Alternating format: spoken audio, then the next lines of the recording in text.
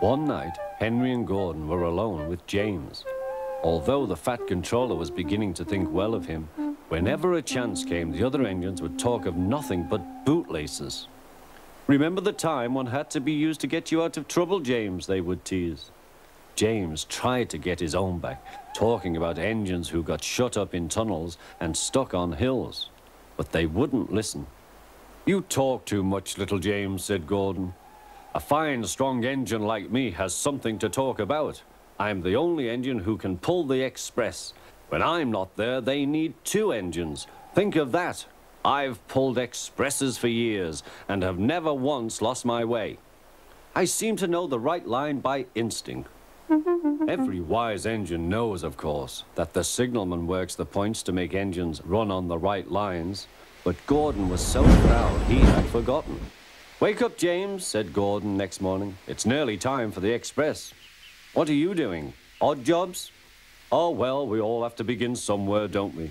Run along now and get my coaches. Don't be late." James went to get Gordon's coaches. They were all shining with lovely new paint. He was careful not to bump them, and they followed him smoothly into the station, singing happily, "We're going away, we're going away." "I wish I was going with you," said James. "I should love to pull the express and go flying along the line." Gordon, with much noise and blowing of steam, got ready to back onto the train.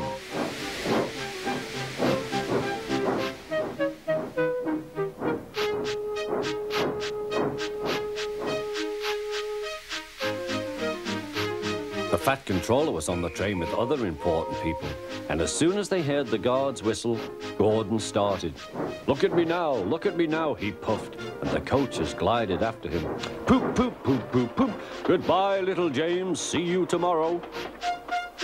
James watched the train disappear and then went back to work.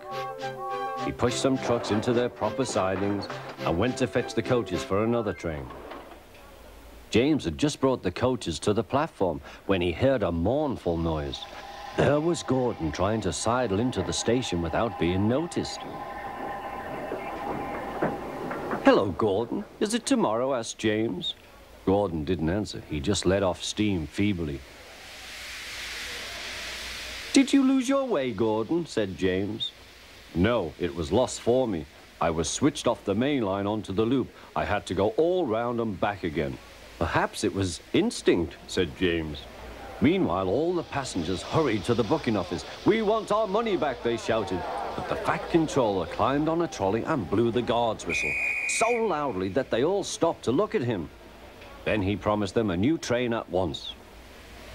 "Gordon can't do it," he said. "Will you pull it for us, James?" "Yes, sir, I'll try." So James was coupled on and everyone got in. "Do your best, James," said the Fat Controller. Come along, puffed James. You're pulling as well, sang the coaches.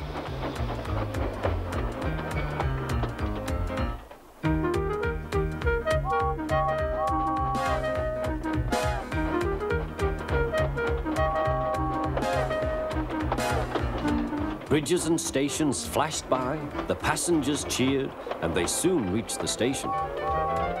Everyone said thank you to James, and the Fat Controller was very impressed. "Well done," he said. "Would you like to pull the express sometimes?" "Yes, please," answered James.